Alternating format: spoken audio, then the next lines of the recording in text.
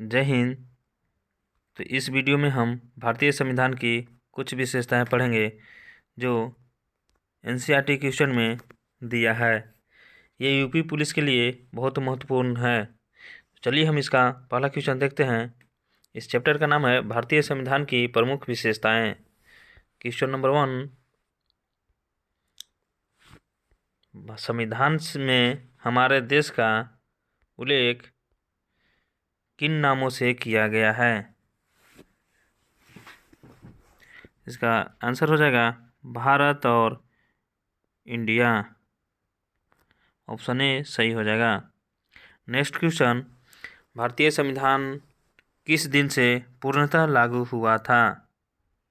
ये तो सभी को पता होगा और इसका कमेंट बॉक्स में आंसर दीजिएगा।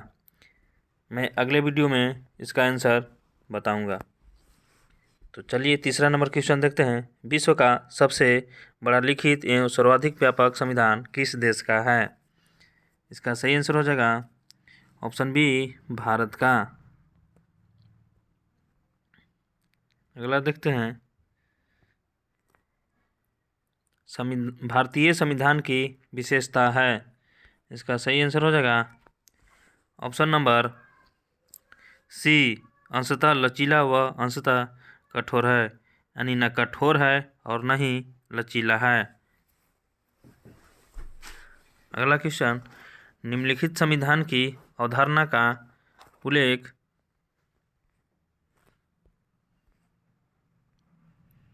सर्वप्रथम किस देश ने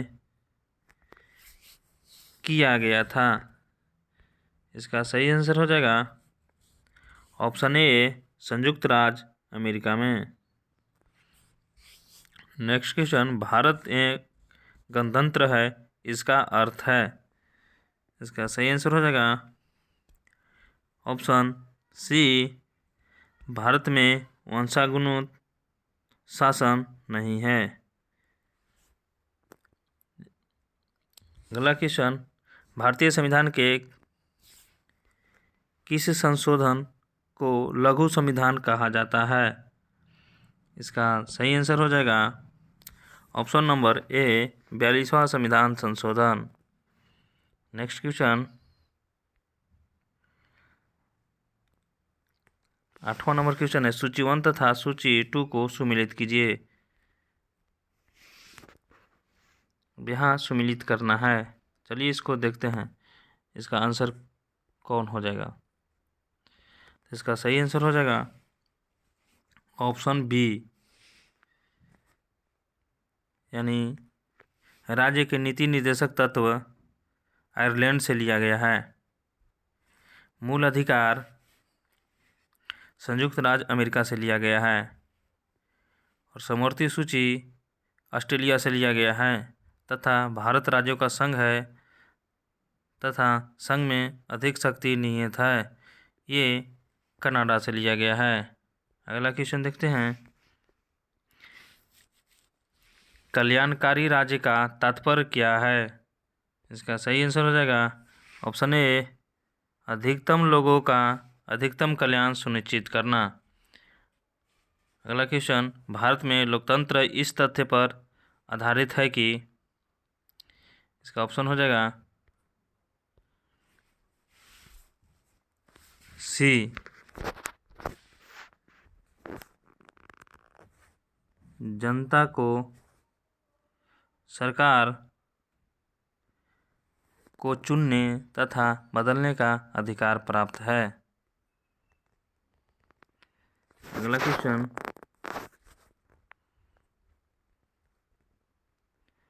भारतीय राजनीति व्यवस्था में कौन सर्वोच्च है?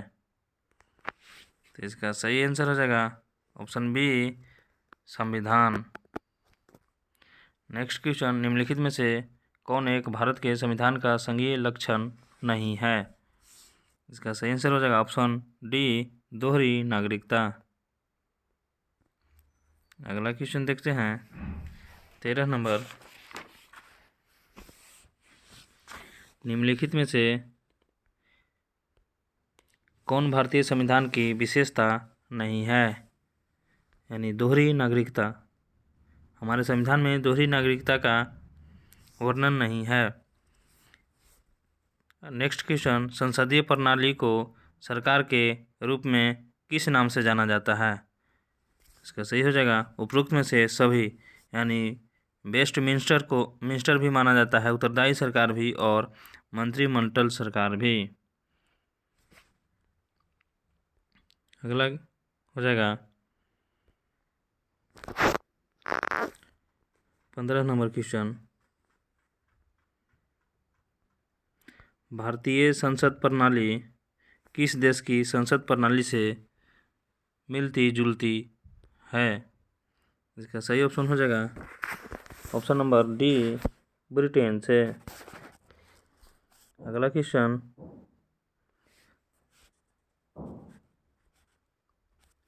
मतदान करने की उम्र को 21 वर्ष से घटाकर 18 वर्ष किस वर्ष किया गया? इसका ऑप्शन हो जाएगा बी, 1989 में। अगला क्वेश्चन, भारतीय संविधान के बृहत होने का कारण है?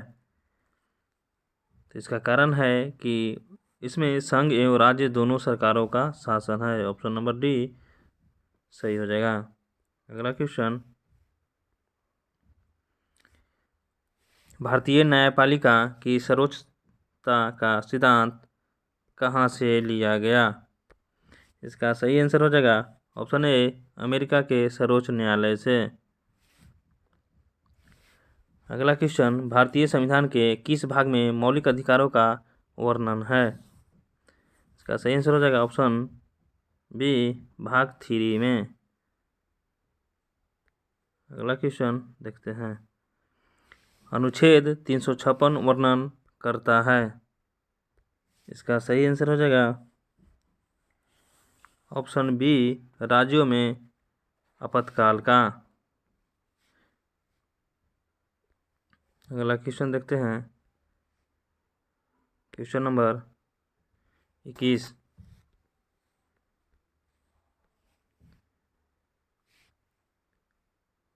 स्वतंत्रता का अधिकार किस अनुच्छेद से दिया गया है? इसका सही आंसर हो जाएगा ऑप्शन बी, अनुच्छेद 19 से 22 तक। नेक्स्ट क्वेश्चन, वित्तीय आपातकाल किस अनुच्छेद के तहत लगाया जाता है? इसका सही आंसर हो जाएगा ऑप्शन नंबर बी, अनुच्छेद 360। नेक्स्ट क्वेश्चन, धर्म के नाम पर किस प्रकार का भेदभाव नहीं किया जाएगा, संविधान के किस अनुच्छेद में उल्लेख है? इसका सही आंसर हो जाएगा ऑप्शन नंबर बी, अनुच्छेद 15 में। नेक्स्ट, युद्ध, आक्रमण अथवा सशस्त्र विद्रोह के कारण उत्पन्न राष्ट्रीय अशांति की अवस्था में राष्ट्रीय आपातकाल किस अनुच्छेद के अंतर्गत लगाया जाता है? इसका ऑप्शन हो जाएगा ऑप्शन नंबर सी, अनुच्छेद 352। नेक्स्ट क्वेश्चन, निम्नलिखित में से कौन मूल अधिकार भारतीय संविधान में नागरिकों को नहीं प्रदान किया गया है? इसका आंसर हो जाएगा सूचना का अधिकार। नेक्स्ट क्वेश्चन, भारतीय संविधान के अनुसार जीवन का अधिकार एक है? इसका सही आंसर हो जाएगा मौलिक अधिकार। भारतीय नागरिकों को प्राप्त मूल अधिकारों की संख्या कितनी है? तो इसका सही आंसर हो जाएगा ऑप्शन सी, 7। नेक्स्ट क्वेश्चन, भारतीय संविधान का नागरिकता प्रदान करता है, नागरिकता प्रदान करने के लिए भारत में उसको क्या क्या होना जरूरी है? तो इसका सही आंसर हो जाएगा ऑप्शन डी, यानी जन्म के आधार पर, निवास के आधार पर, देशीयकरण के आधार पर, यानी भारत में जन्म लिया है उसके आधार पर भी भारत का नागरिकता प्राप्त हो जाएगा उसका। अगला क्वेश्चन देखते हैं 29 नंबर क्वेश्चन,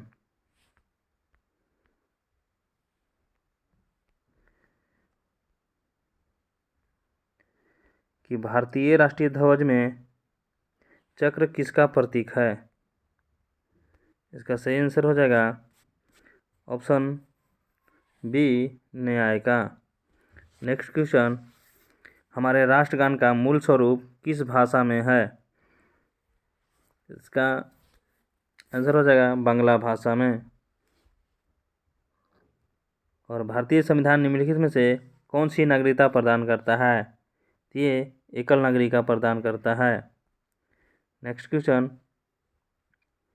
भारतीय संघ की कार्यपालिका शक्ति किस में निहित है। इसका सही आंसर हो जाएगा राष्ट्रपति में। नेक्स्ट क्वेश्चन, लोकतंत्र चतुर्थ स्तंभ शब्द का प्रयोग निम्न में से किसे इंगित करने के लिए होता है। इसका आंसर हो जाएगा प्रेस तथा समाचार पत्र। अगला क्वेश्चन देखते हैं। 34 नंबर क्वेश्चन, निम्नलिखित में से किस अधिकार को डॉक्टर भीमराव अम्बेडकर ने संविधान का हृदय और आत्मा कहा था। संवैधानिक उपचारों का अधिकार को। अगला क्वेश्चन, मौलिक कर्तव्यों का समुच्चय सदैव अंग होता है। इसका सही आंसर हो जाएगा समाजवादी संविधान का। अगला,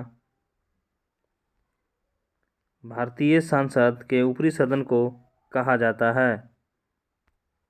इसका आंसर हो जाएगा राज्यसभा। भारतीय संविधान में है। इसका आंसर हो जाएगा ऑप्शन बी, यानी 350 से अधिक अनुच्छेद है।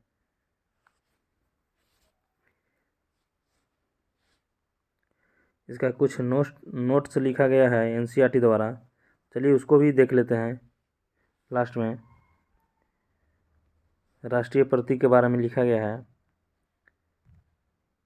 तो हम यहाँ देखते हैं कि भारत के राष्ट्रीय ध्वज को 22 जुलाई 1947 को संविधान सभा द्वारा अंगीकृत किया गया।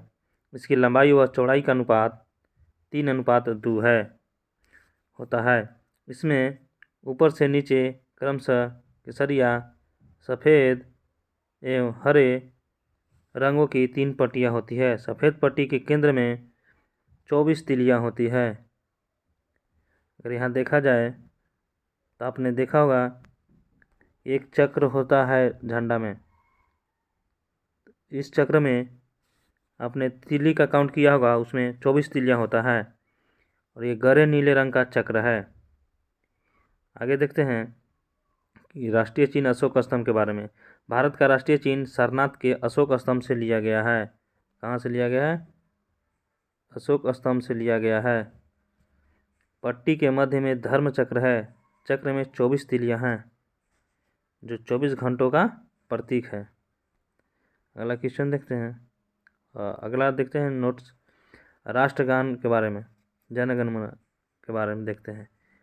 तो ये तो सभी को पता होगा कि जन मन गण जो लिखा है जन गण मन और रविंद्रनाथ टैगोर द्वारा लिखा गया है। मूलतः ये बांग्ला भाषा में रचित है और संगीतबद्ध जन गण मन के हिंदी संस्करण को संविधान सभा ने भारत के राष्ट्रगान के रूप में 24 जनवरी 1950 को अपनाया।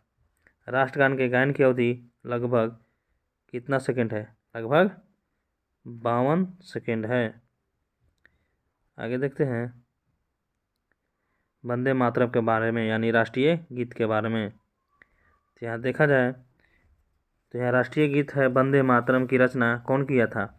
बंकिम चंद्र चटर्जी ने संस्कृत में किया था। इसे जन गण मन के समान दर्जा प्राप्त है। यह सर्वप्रथम सन 1896 में भारतीय राष्ट्रीय कांग्रेस के 12वें अधिवेशन कलकत्ता में गाया गया था। राष्ट्रीय पंचांग के बारे में देखते हैं, यानी कैलेंडर के बारे में। तो ये जो हम लोग कैलेंडर यूज करते हैं वो ग्रेगोरियन कैलेंडर है। ग्रेगोरियन कैलेंडर के साथ साथ देश भर के लिए शक संवत पर आधारित एक रूप राष्ट्रीय पंचांग भी है, जिसका पहला महीना चैत है। कौन है? पहला महीना चैत है और सामान्य वर्ष 365 दिन का होता है। पंचांग 22 मार्च 1957 को सरकारी उद्देश्यों के लिए अपनाया गया था। राष्ट्रीय वृक्ष इंडिया का बरगद है तथा राष्ट्रीय पशु बाघ है और राष्ट्रीय पक्षी मोर है यानी मयूर तथा राष्ट्रीय पुष्प कमल है। तो आज के लिए भारतीय संविधान का क्वेश्चन इतना ही, फिर अगले वीडियो में मिलते हैं। तो आप लोग बताइएगा कि जितने भी क्वेश्चन कर आए हैं उसमें से आप लोग का लगभग कितना क्वेश्चन याद है। चलिए ठीक है, मिलते हैं अगले वीडियो में।